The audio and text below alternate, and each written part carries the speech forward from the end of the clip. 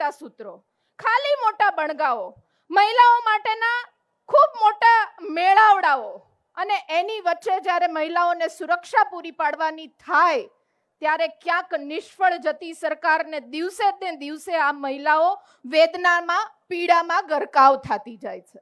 એનો અવાજ બનવું પડશે. કોંગ્રેસ પક્ષની અહીંયા મંચસ્થ આગેવાનોની જવાબદારી નથી, પણ અહીંયા બેસેલા તમામ આગેવાનોની જવાબદારી છે કે મહિલાઓને જ્યારે જ્યારે મુશ્કેલીઓ પડે ત્યારે આપણે ખભેથી ખભો મિલાવીને આગળ આવવું પડશે. સમાનતાની વાતો કરે છે, પણ હમણાં જ ગયા અઠવાડિયે રાજકોટના ડીડીઓ દ્વારા જ્યાં પણ મહિલા નેતૃત્વ પોતે ચૂંટાઈને આવ્યું છે એના બદલે એના પતિઓ વહીવટ કરે છે, એના વિરોધમાં રાજકોટના જિલ્લા વિકાસ અધિકારીએ પત્ર જાહેર કર્યો કે અહીંયા ફક્ત ચૂંટાયેલી મહિલાઓ વહીવટ કરશે. તો 32 વર્ષના તમારા શાસનને ફટ છે કે તમારે હજી પણ આવા પરિપત્રો ડીડીઓ દ્વારા કરવા પડે છે. શેના મેળાવડા કરીએ છે?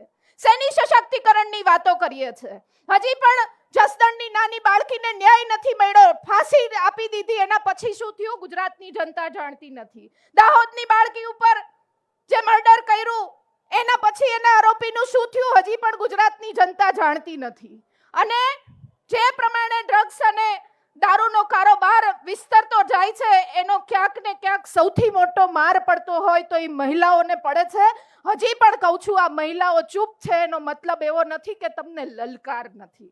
આ મહિલાઓના હાથ છે કે જે કર ઝુલાવે પારણું એ જગત પર શાસન કરે તો એ કરમાં એટલી તાકાત છે કે તમે જો અમારા ઘરની શાસન વ્યવસ્થા, અમારા ઘરમાં મોંઘવારી અને બધી જ વ્યવસ્થાઓને ગડબડ કરશો તો આ એ જ કર છે કે હથિયાર લઈને તમારા શાસનના કાંડાને પાયા કેમ હલાવી નાખવા એ મહિલાઓમાં તાકાત છે.